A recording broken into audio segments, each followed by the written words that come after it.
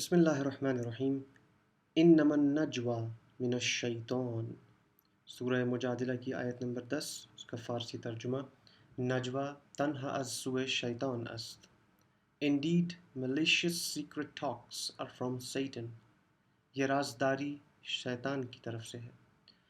قرآن مجید کی اس آیت کے حسین پیغام کے ساتھ ساتھ سید ایمن رضوی بھی آپ کو خوش آمدید کہتا ہے اس زبان فارسی کے نئے درس میں.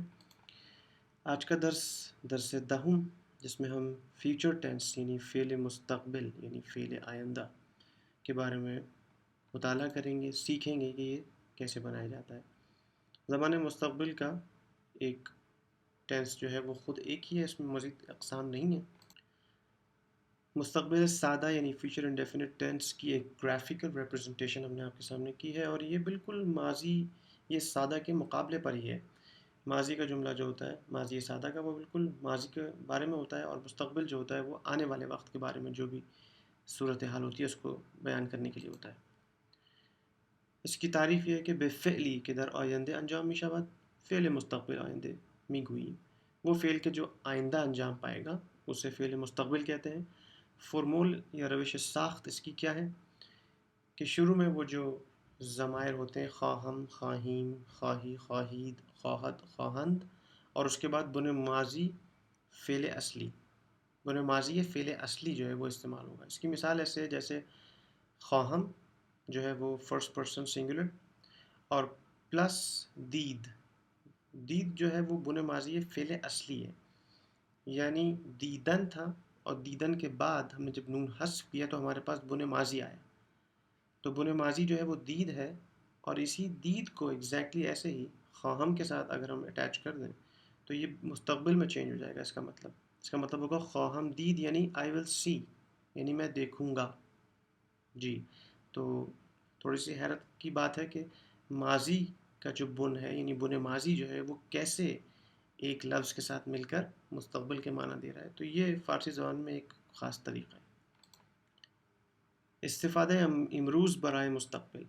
آج کل جو گفتاری فارسی ہے، جو گفتگو کی فارسی ہے، اس میں مضارع اخباری یعنی پریزنٹ انڈیفینٹ کے جو جملے ہوتے ہیں ان سے ہی مستقبل کے مفاہیم ادا کر دیے جاتے ہیں. مثلا جملوں کے شروع میں فردہ یا آئندہ جیسے لفظ لا کر جملہ مضارع اخباری سے استفادہ کیا جاتا ہے.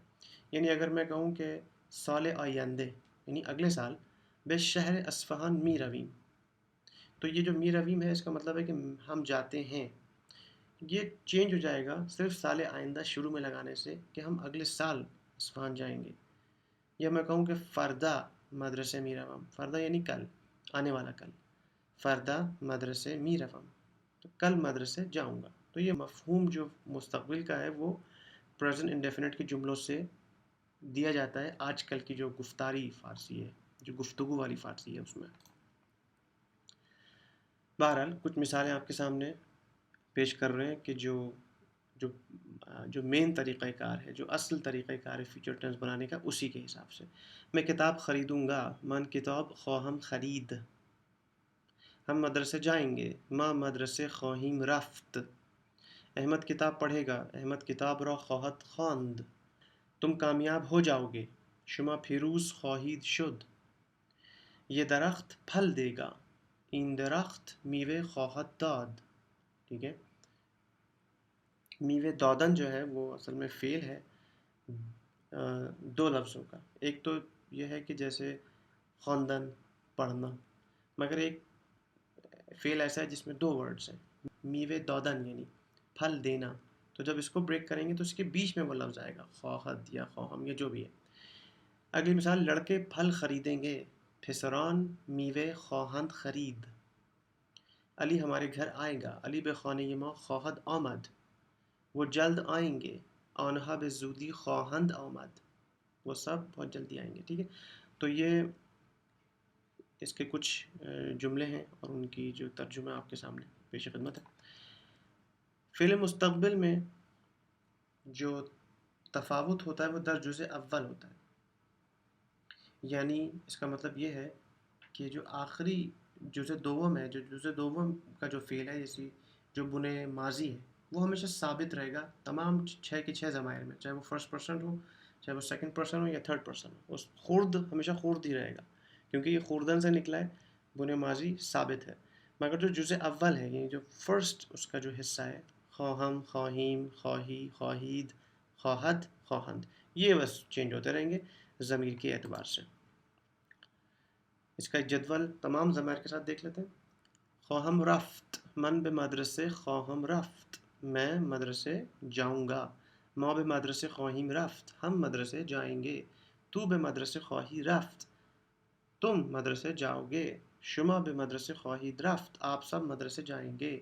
او به مدرسه خواہد رفت، وہ مدرسے جائے گا، یا ایشون به مدرسه خواہد رفت، وہ مدرسے جائے گا احترام کے ساتھ، اور آنہا به مدرسه خواہند رفت، وہ سب مدرسے جائیں گے۔ تو آپ نے دیکھا کہ رفت اس کے اندر کامن ہے، سب میں ایک جیسا ہی ہے، ثابت ہے۔ خواہم، خواہیم، خواہی، خواہید، خواہد، خواہند جو ہے یہ چینج ہو رہا ہے۔ اب تمرین کا ٹائم ہے، تو آپ ان جملوں کو دیکھیے، ان کا ترجمہ کیجئے، ویڈیو کو پاز کر دیجئے اور اس کے بعد حل تمرین سے کمپیئر کر لیجئے اپنے جملوں کو۔ میں نماز پڑھوں گا، من نماز را خواہم خواند، وہ باغ جائے گا، ایشون به بوستان خواہد رفت، تم فون کرو گے، تو خواہی تلفن زد، ہم مدرسے جائیں گے، ما به مدرسه خواہیم رفت، وہ قرآن پڑھے گا، ایشون قرآن خواہد خواند، کل ہم امتحان دیں گے، فردا ما امتحان خواہیم داد، یہ امتحان دادن تھا، دو لفظ سے، تو دیکھا آپ نے کہ امتحان اور دادن کے بیچ میں وہ چینج، خواہم خواہی والا جو چینج ہے وہ بیچ میں ہوا ہے۔ وہ سوال پوچھیں گے، ایشون سوال خواہد پرسید، امی ناشتہ بنائیں گی، مادر صبحانه درست خواہد کرد، ہم جشن منائیں گے، ما جشن خواہیم گرفت، وہ تقریر سنے گا، ایشون سخنرانی خواہد شنید۔ تو آپ نے دیکھا کہ یہ فعل مستقبل کی جو تمرین تھی، ان کے جملے، ان کے ترجمہ آپ کے سامنے۔ فعل مستقبل منفی جو ہے وہ ظاہر ہے کہ جب بنے گا تو مصدر آپ کو اپنے ذہن میں رکھنا ہوگا کہ وہ مصدر جو ہے ایک لفظی مصدر ہے یا دو لفظی مصدر ہے۔ جیسے مثال کے طور پر رفتن، یہ ایک ہی لفظ ہے، اور اسی سے اس سے جب بنے ماضی بنائیں گے تو وہ بن جائے گا رفت، تو خواہم رفت، نہ خواہم رفت، ٹھیک ہے، پازیٹیو نیگیٹو اس کا یہ ہو جائے گا۔ مگر جب دو لفظی مصدر آئے گا، جیسے کمک کردن، اس میں دو لفظ ہیں، کمک ایک، کردن دو، کمک کردن یعنی مدد کرنا، تو اس صورتحال میں جو چینج ہوگا وہ کہاں پر ہوگا؟ وہ کمک کرد کے درمیان میں ہوگا۔ کمک خواہم کرد، کمک نہ خواہم کرد، یہ اس کی اگزامپل ہے۔ اسی طرح باز گشتن، اس میں بھی دو لفظ ہیں، یہ بھی دو لفظی مصدر ہے، تو اس کے اندر چینج کہاں ہو رہا ہے کہ سب سے پہلے تو حذف ہوگا نون بنے ماضی بنانے کے لیے، باز گشت ہو جائے گا، اور اس کے بعد باز خواہم گشت، یعنی باز اور گشت کے درمیان میں وہ چینج جو ہے اثر پذیر ہوگا، یعنی خواہم، خواہیم، خواہی، خواہید، خواہد، خواہند۔ تو باز خواہم گشت پازیٹیو جملہ، اور منفی جملہ باز نہ خواہم گشت۔ کچھ مثالیں منفی کی، میں نماز نہیں پڑھوں گا، من نماز را نہ خواہم خواند، یہ ایک ہی لفظی مصدر ہے، ایک لفظی مصدر ہے۔ وہ باغ نہیں جائے گا، ایشون به بوستان نہ خواہد رفت، تم فون نہیں کرو گے، تو تلفن نہ خواہی زد، ہم مدرسے نہیں جائیں گے، ما به مدرسه نہ خواہیم رفت، وہ قرآن نہیں پڑھے گا، ایشون قرآن نہ خواہد خواند، کل ہم امتحان نہیں دیں گے، فردا ما امتحان نہ خواہیم داد، وہ سوال نہیں پوچھیں گے، ایشون سوال نہ خواہد پرسید، امی ناشتہ نہیں بنائیں گی، مادر صبحانه درست نہ خواہد کرد، ہم جشن نہیں منائیں گے، ما جشن نہ خواہیم گرفت، وہ تقریر نہیں سنے گا، ایشون سخنرانی نہ خواہد شنید۔ تو یہ منفی جملے ہو گئے۔ اسی طریقے سے سوالیہ، یہ پرسشی صورتحال کیا ہوگی؟ پہلی مثال، ایشون چه خواہد خرید، وہ کیا خریدیں گے، یا یعنی وہ احترام میں پوچھ رہے ہیں ہم ایک آدمی کے بارے میں کہ وہ کیا خریدیں گے، ایشون چه خواہد خرید، شما کی ماشین را خواهید فروخت، آپ گاڑی کب بیچیں گے، فردا کی خواهد آمد، کل کون آئے گا، چطور لباس را خواهی شست، لباس کیسے دھوگے، سیب را چرا خواهید خورد، سیب کو کیوں کھاؤ گے، آنها کدوم لباس را خواهند خرید، وہ کون سا لباس خریدیں گے، چقدر شکر خواہید گرفت، کتنی شکر لوگے. تو آپ دیکھیں کہ تمام جملے فیوچر میں ہیں مگر اس میں ہم نے ان کو سوالیہ بنا دیا ہے.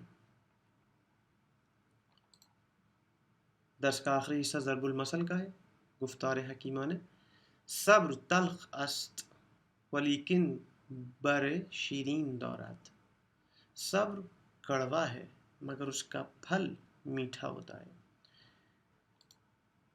توانائی تعلیم فلمز کے ان دروس کے سلسلوں کے ساتھ ہم امید کرتے ہیں کہ آپ ان فارسی زبان کو انتہائی تیزی کے ساتھ سیکھ رہے ہوں گے، اور ہم امید کرتے ہیں کہ آپ ہمیں اپنی تجاویز، اپنے مشوروں سے بھی ضرور مطلع فرمائیں گے.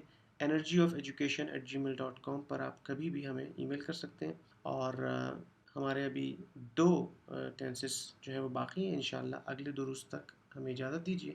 خدا حافظ.